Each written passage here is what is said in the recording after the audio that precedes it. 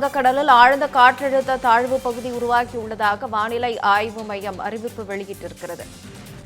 கடந்த சில நாட்களாக அதிக வெப்பமும் அதனைத் தொடர்ந்து கடுமையான மழையும் பெய்து வந்த நிலையில் தற்போது வங்கக்கடலில் ஆழ்ந்த காற்றழுத்த தாழ்வு பகுதி உருவாகியிருப்பதாக வானிலை ஆய்வு மையம் அறிவிப்பு வெளியிட்டிருக்கிறது. வங்கக்கடலில் நிலவும் குறைந்த காற்றழுத்த தாழ்வு பகுதி ஆழ்ந்த காற்றழுத்த தாழ்வு பகுதியாக வலுவடைந்திருப்பதாகவும் அந்த அறிவிப்பில் கூறப்பட்டிருக்கிறது.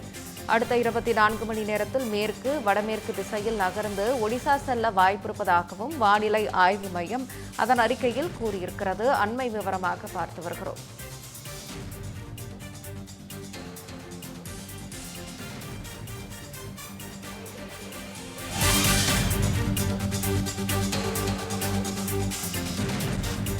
வங்கக்கடலில் ஆழ்ந்த காற்றழுத்த தாழ்வு பகுதி உருவாகி இருப்பதாக வானிலை ஆய்வு மையம் அறிவிப்பு வெளியிட்டிருக்கிறது. இது தொடர்பான கூடுதல் விவரங்களை நம்மளுடைய செய்தியாளர் பாவேந்தரிடம் கேட்டு பெறலாம். பாவேந்தர், வணக்கம். இந்த ஆழ்ந்த காற்றழுத்த தாழ்வு பகுதி தற்போது எங்கு நிலை கொண்டிருக்கிறது?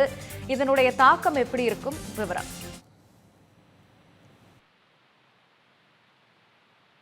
அளவுல வங்கக்கடல் மேற்கு பகுதிகளில் நிலவி வந்த குறைந்த காற்றழுத்த தாழ்வு பகுதி ஆழ்ந்த காற்றழுத்த தாழ்வு பகுதியாக தற்போது வலுவடைந்திருப்பதாக இந்திய வானிலை ஆய்வு மையம் தகவல் தெரிவித்திருக்கிறது.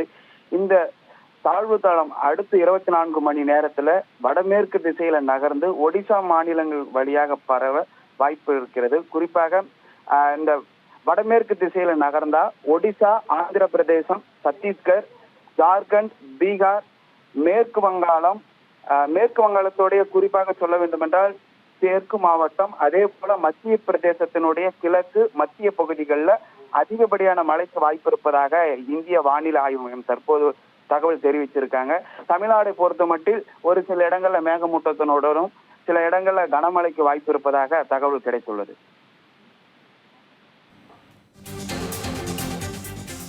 விவரங்களுக்கு நன்றி பாவேந்தர்.